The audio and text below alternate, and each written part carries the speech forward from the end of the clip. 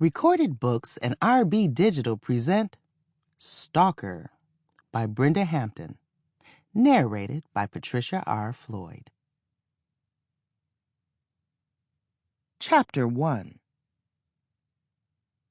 Sometimes life was so unfair, but I just had to go with the flow. I've been trying to get my ducks in a row for a very long time. I thought my husband and I would be together forever. Thought he would do right by our daughter. Thought he would help me take care of her.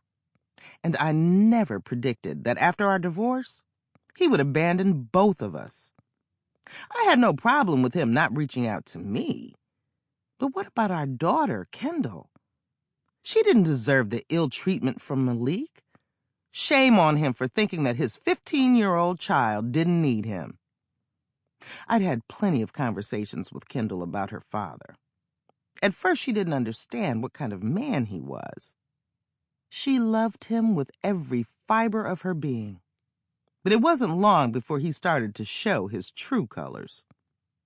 Kendall noticed the horrible way he spoke to me, the ongoing disrespect and drinking habits that had become unbearable. There were times when he was so drunk that he claimed he couldn't make it home.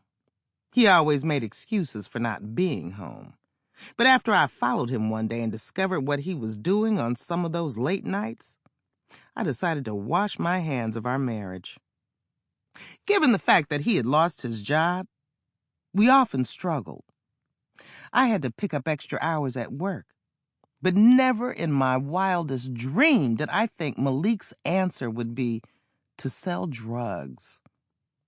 I couldn't believe his mindset. When I questioned why he thought that was the only route to go, he stuck to his guns, saying that he wasn't going to stop. He was willing to put our lives at risk. That was a big no-no for me. I worked too darn hard for what we had. I wasn't about to allow anyone to come into my home, arrest me, and take everything. Malik didn't see it my way. All he wanted was dirty money that would be a true setback for us. I'd known him since high school, and it hurt me to the core when our marriage came to an end. The drinking was already enough, but the drug selling, I just couldn't do. From that moment on, I vowed to never put that much time and energy into another man again. Promised myself that it would be just Kendall and me. She was my everything, even though she was starting to become a force to be reckoned with.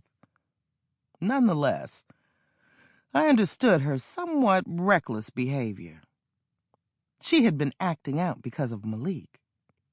She had also been a little jealous of my new relationship with Brent Carson, a man who made me change my thought process about dating again. He gave me hope. The day I met him, I was completely down in the dumps. The principal at Kendall's school had called to tell me she had been suspended for fighting. I was livid. And right after I picked her up from school, we stopped at the grocery store.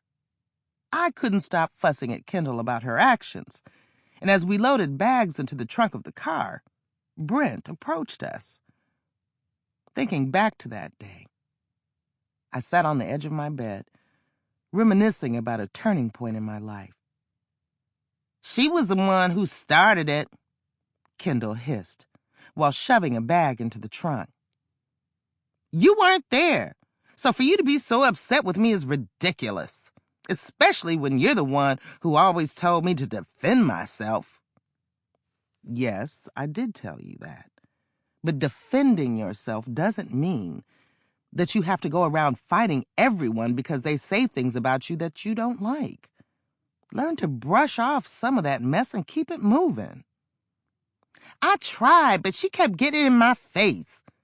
When she spit on me, that's when I punched her." I sighed and rolled my eyes at Kendall. This was the third time she had been suspended. While I knew there were mean girls at her school, I also knew that Kendall didn't know how. Sample complete. Ready to continue?